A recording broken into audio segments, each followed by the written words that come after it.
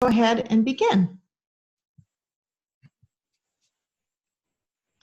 I want to begin by telling you about what the purpose of our assembly is. Whether you're new or whether you've been here coming for years, you may or may not have wondered about why do we gather as the Synod Assembly, in Synod Assembly. And so we have talked about it in this way, that we are gathered to be transformed and connected by God's grace through our common work, which we call the business, and discipleship experiences. And all this is in the service of us being sent, energized, inspired, and equipped to engage in God's mission in the world. So I hope that we are able to achieve this in this assembly. The purpose or the theme of our assembly is open eyes and burning hearts. You've seen this logo around, I'm sure. It's based on Luke 24, which is the Road to Emmaus text. It's a text we've been dwelling in as the Southwestern Texas Synod all year long. And it's based on our purpose statement as a synod. God's grace transforms and connects us to learn, to love, to lead. And this is our year of learning. So that's what we're going to be doing a lot of at this assembly. I first wanted to share with you some details about our common work or the business of the church. Now, here's what happens in general at a synod assembly. We approve the synod budget for for the year after. We will often discuss and vote on synod assembly resolutions and memorials to churchwide assembly, and I'll talk more about that later. We receive reports from synod leaders and the wider church. We will often elect new synod leaders, and we elected a lot of them last year, including your bishop, but this year we have no elections. And so it's a fairly light year in terms of the kind of business we have to do, which means we have more room to do other kinds of learning. We will do public recognitions in our assemblies, and we will install synod leaders. That's the basic work that we do when we gather together as the church. Now, to think about this business, we have to define who gets to vote on this business. And so we have what we call voting members to the assembly. Now, you may have heard it talked about before as delegates to an assembly. And when you think of the word delegate, oftentimes we think of a delegate as somebody who is raised up by a congregation and sent off with all the opinions and ways in which this person should vote. Whereas with a voting member, which we are called, we believe that when we gather together in assembly and we listen to the debate and the dialogue, and we expect the Holy Spirit to show up, that we vote according to what we believe at that time to be the will of God. And so we vote, we come together as people of God, and we expect that the Spirit is going to guide us in the way that we vote. Now, the voting makeup of the assembly is that at least 60% of the people that are gathered as voting members must be lay people.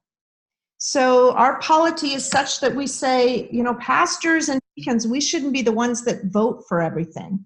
That the church is in the hands of the lay people. And so at least 60% of our voting members are lay people. At this point, that includes one category called deacons. That may change next year based on churchwide assembly, but we'll talk a little bit more about that later. Now, who's eligible to vote?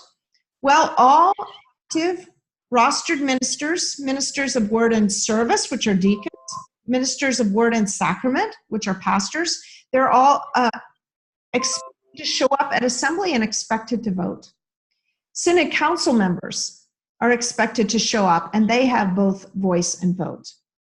We try to get a balance of male and female in our assembly, and we have up to 10% of our rostered ministers who are not currently under call, which means they're retired or on leave or on disability. Up to 10% of those can apply to become voting members as well. We have almost 60% of our rostered ministers in our synod are retired. And so we don't have space for them, nor could we gather enough lay people to make the numbers work to include all of them. So we have a rules in our constitution about 10% of them voting.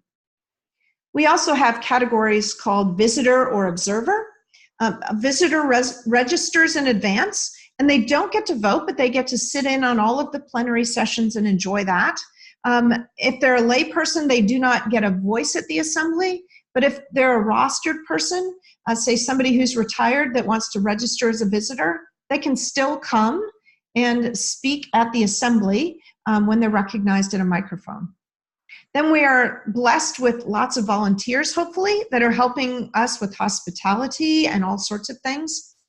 And then we have something called interactive learning table displayers. And those are folks that are sharing some learning with us or sharing some things that they want to, their organizations that they want to connect with us during assembly. And you'll hear more about that in a minute. Now, a bit about expectation of you as voting members. The number one expectation I have for you is that you should expect the Holy Spirit to show up and do something. We should expect to be both transformed and connected through this assembly. And I hope that you will be paying attention to where God is showing up. I expect and hope that you will attend all of the sessions, and we will have breaks, so you'll have an opportunity to stretch your legs and get out and mingle with folks, but please try to be attentive to the sessions.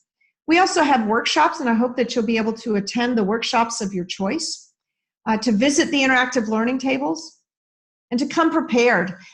We have on our Synod website already all of the information that you're going to need to be a knowledgeable voting member. And so I encourage you to download and print or read your bulletin of reports, which is where a lot of our things are located in advance.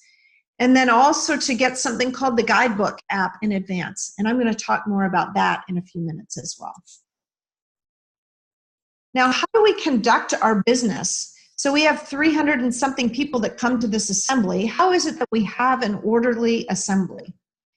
Well, we have chosen, as have really all of the congregations and the wider church, and at least for ELCA Lutherans, we've chosen to follow a parliamentary procedure called Robert's Rules of Order.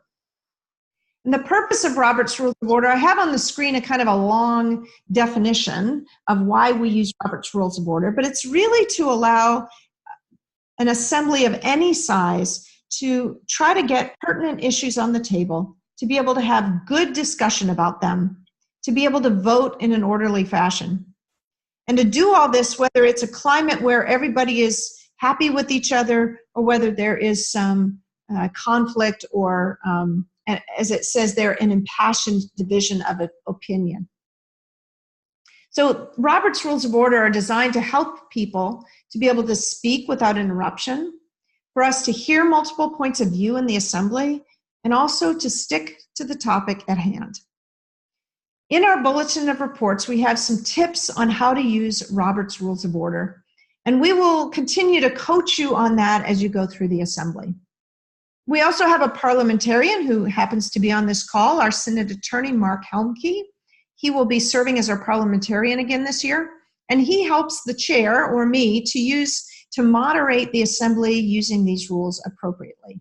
And I'm very thankful for Mark, particularly my first year of assembly. Now, we're going to talk a minute about those things we call resolutions and memorials, or as I like to call them, the whereases and the be it resolves. So why do we do these things? Well, their purpose is to educate, to open discussion on a topic, maybe to take a stand as a synod, or to request the ELCA Churchwide Assembly, which is gathering, as it turns out, this year in Milwaukee, to do something or to do something. Now, in 2019, we have just one resolution so far that has been submitted and is in your bulletin of reports. It's entitled Engagement in the Holy Land. And what it basically does is acknowledges that we already have a relationship with Palestinian Christians in the Holy Land. We have a relationship of accompaniment. And what this resolution, or actually we would call it a memorial because it is memorializing the Churchwide Assembly, we're asking them to say, please expand our relationships beyond Palestinian Christians to also build relationships with the Jewish people that are in the land. Right? And what you'll see when you read that resolution is it's already been reviewed by a committee that reviews resolutions, and they have recommended its adoption. Now, we could get other resolutions or memorials that come to the assembly, and if we do, then they get dealt with as they come. And we can talk more about that at the beginning of the assembly. But you should know that it's still possible to submit a resolution if you wanted. All right. Now, there's something new that we're going to practice this year. It's called a consent agenda. This is something that our Synod Council has been using for several years now. It's something that our church councils, some of our church councils around the Synod are using. What it gives you an opportunity to do is to group routine business or reports or non-controversial items in kind of in a single motion so that you can approve several things at once without going through and having to approve them individually. So it gives the opportunity to save time. It frees up the agenda for more strategic conversations, but it doesn't limit anybody from being able to talk about one of the items on the consent agenda if they want to. So any voting member is free to simply come up to the microphone at the time that we tell you it's time to come up and request that an item be removed from the consent agenda so that it can be discussed. If nothing is removed, then we just vote everything on block. And if something is removed, then we vote everything except that thing in on block. And all consent agenda items must be available in advance of the meeting for review. So everybody has an opportunity ahead of time to review them, to understand what they're voting on. Now this year we're going to do it a little artificially. We're going to practice with the one resolution or memorial that we already have. So normally you'd have more than one, but we're practicing with one just to see how it's done. This is a resolution that the authors have said, we don't have to talk about it at this assembly. This is really us saying to the church-wide assembly, we would like you guys to talk about it. And so they have expressed a willingness to put this resolution into the consent agenda. What that means is if people really want to talk about it, they can pull it out and talk about, and we'll talk about it separately. But otherwise, if they've already read the resolution, they've got no problem with it passing, they can just pass the consent agenda, and that passes, in this case, this one resolution at the same time. So we're going to try it this year just in a non-threatening way and see what happens. So that's really all of the business that we have to do this year at Assembly besides passing the Synod budget. And in the Synod budget, you have an opportunity, if you really are one that likes to dig into the numbers, that we have a workshop Friday afternoon to be able to allow you to do that. So we're voting this year simply on our agenda and the standing rules that help us do our business, on the budget, and on this resolution or memorial. That's all we have so far to vote on. What else are we doing at the Assembly with all our time? Well, I'm excited to say that we have a lot of great discipleship experiences for all of us that I'm looking forward to. First, we have worship that is surrounding the Assembly. It begins Friday evening at 8 o'clock, where we enter in, and it's a quiet contemplative workshop for those or worship. For those of you that are able to come on Friday evening, and I sure hope that most of you can, and then you'll have an opportunity to enjoy Corpus, we get to worship Friday evening. Saturday morning, we will have a brief worship just before the beginning of the assembly at 8:45 a.m. And then Sunday morning, we'll have what we typically have at our assemblies, which is a Sunday morning worship service with a Holy Eucharist. And we will also have an opportunity for those congregations that would like to have a copy of my sermon or a video of my sermon available, as well as to let them know what the hymns are, so that if they would like to do a similar thing back home in their own congregations at the same time, they can do that as well. In addition to the discipleship practice of worship, we will have an opportunity to practice generosity with our 2019 Synod Assembly offering. You will hear more about this offering opportunity at the Synod Assembly, but it is going towards the Tiemann Endowment Fund for Leadership Development. It's a fund that was established back in 2018 to honor former Bishop Tiemann and Debbie for 18 years of his service as bishop and 39 years of service to the church. And we've awarded already 4 grants in 2019, and you'll be meeting some of the grant participants during the assembly. And then it will give us an opportunity through your generosity to build up that endowment fund to give even greater awards in future years. It is designed for lay and rostered leaders to have leadership development grants toward their own continuing education and formation. Each of our 8 conferences have goals that they have set that they want to achieve, somewhere from about $8,000 to $12,000 in goals. And so be sure that you know what your conference is when you come. And when you bring your checks that are payable to the Southwestern Texas Synod, be sure they're marked correctly for the assembly offering and your conference membership, because I know everyone wants their conference to get the credit so that we can see who wins at the end. And the good news is we all win at the end. All right, the next one is, the next practice that we're going to be doing during the assembly is a practice called dwelling in the Word. We've been doing this actually throughout our synod for several years now, where we live in and out of the biblical story. It's a practice of listening to God in Scripture, of asking questions of the text. What word or phrase or image captures your attention? And then having an opportunity to share that with a neighbor and to look at how God connects the two of you as you have those conversations. And sometimes we have broader conversations as well. This year we will be dwelling again in the Emmaus text. Now we'll also have plenty of learning opportunities in the form of workshops. We have workshops scheduled Friday, Saturday at 1:30 and Saturday at 2:45. So you have the opportunity to take up to 3 workshops.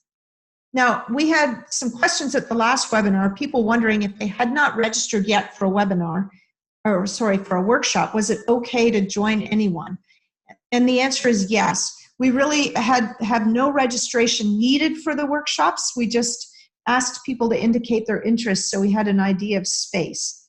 But I hope that you will take an opportunity prior to the assembly to kind of look at the descriptions of each of these workshops and choose 3 that really speak to you, and maybe even divide it up amongst your congregation so that you're able to attend different workshops so that each of you can get a different perspective and bring that back to your congregations. We'll also have interactive learning tables. You might have heard of these before as display tables. This year, we're trying to make them more interactive than just having a little bit of candy at them and having people walk by and pick up all the candy. What we really hope is that you'll stop by each of these interactive learning tables and learn something and bring that back to your congregation to help them learn and grow as well. We'll also have the opportunity to have what we call affinity lunches, both Saturday and Sunday. So on both days, you'll pick up your lunch. It's a box lunch, and then you'll have an opportunity to go and find a table with one of these topic areas listed. If that's something that you would like to talk about, and you have 2 lunches to choose from, so you can choose 2 different topic areas. You can also decide that you might want to add a topic that's not up there and see if people would be interested in talking about it with you. If so, you can either email Deacon Darcy, info@swtsynod.org, info@swtsynod.org, or you can come that day and we'll have some blank stations where you can write the name of your topic in there. Now, if you really don't want to talk about any of these topics, we'll also have open seating for lunch for those of you that just would prefer a little downtime. And if you still want more conversation, we're going to have Saturday evening conversations, 2 different ones. One is youth and young adults coming together, I'll be joining them for conversation, and it'll be a wide open conversation, whatever they want to talk about.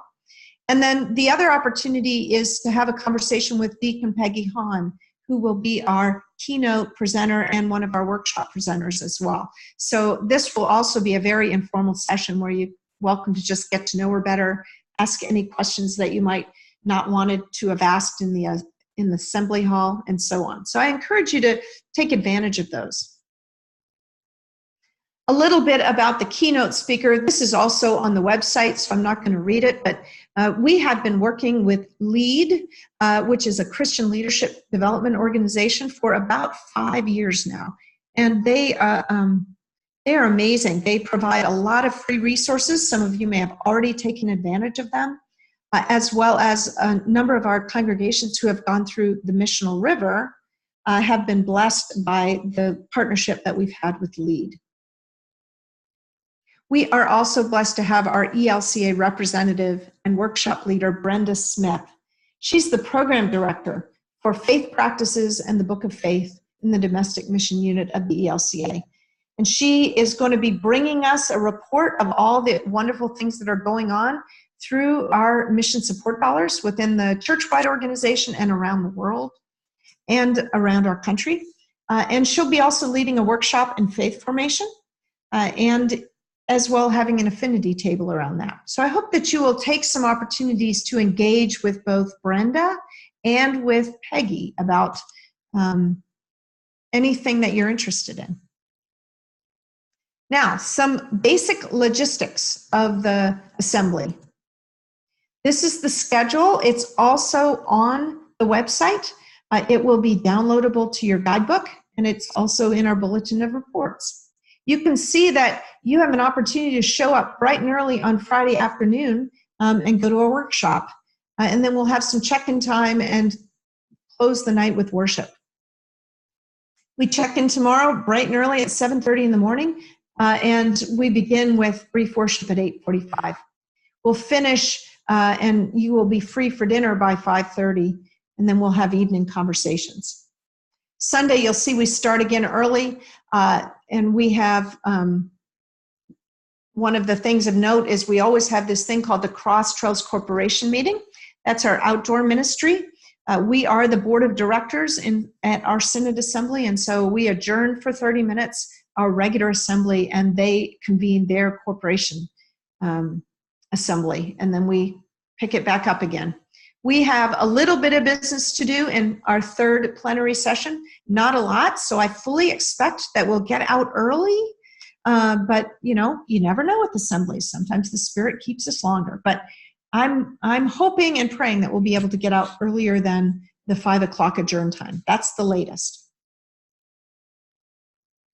Now, I mentioned the guidebook app earlier.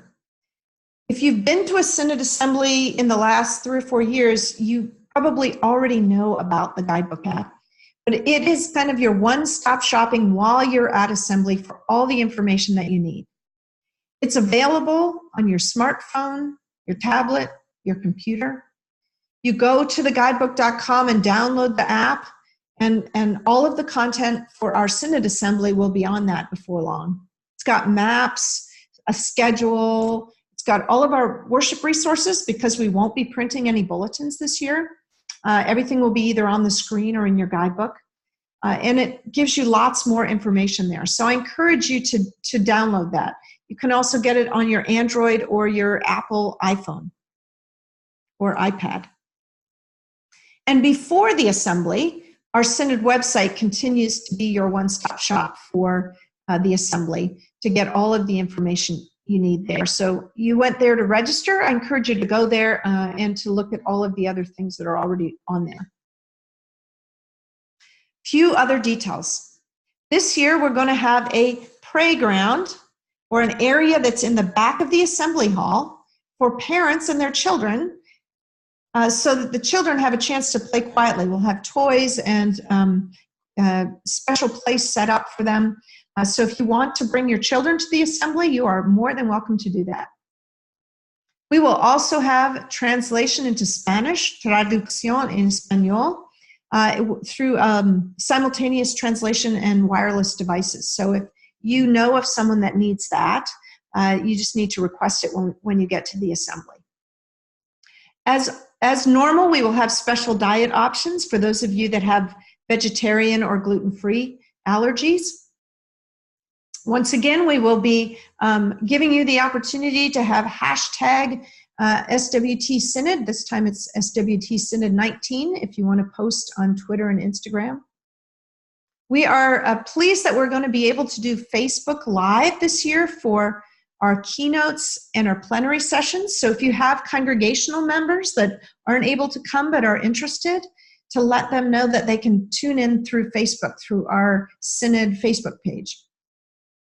I talked about the bishop's sermon, my sermon, being available online in advance. We're hoping that that will go up by Friday morning.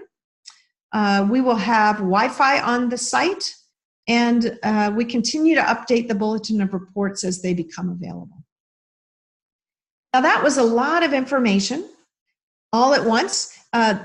This PowerPoint as well as the webinar will be on the website. And I have, let's see, oh, Darcy reminded me, if you try to go to the website tonight, don't. We're in the midst of changing over our Synod website to a new website. Tonight is the cutover night. So give it a rest until tomorrow. But you should be able to hopefully get on, God willing. The cutover goes smoothly and you'll be able to access things on the website. Now at this point, I'd like to ask, are there any questions that you have that you don't feel like got covered tonight? You can unmute yourself or chat through the chat box. And if you can't unmute yourself for some reason, you can turn on your camera and wave your hand at me.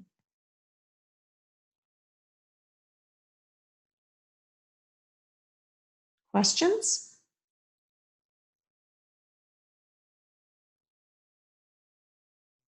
All right. Well, hearing none, I'm going to adjourn this webinar. And I appreciate you all very much participating, and I'll look forward to seeing you at Assembly. Have a good night.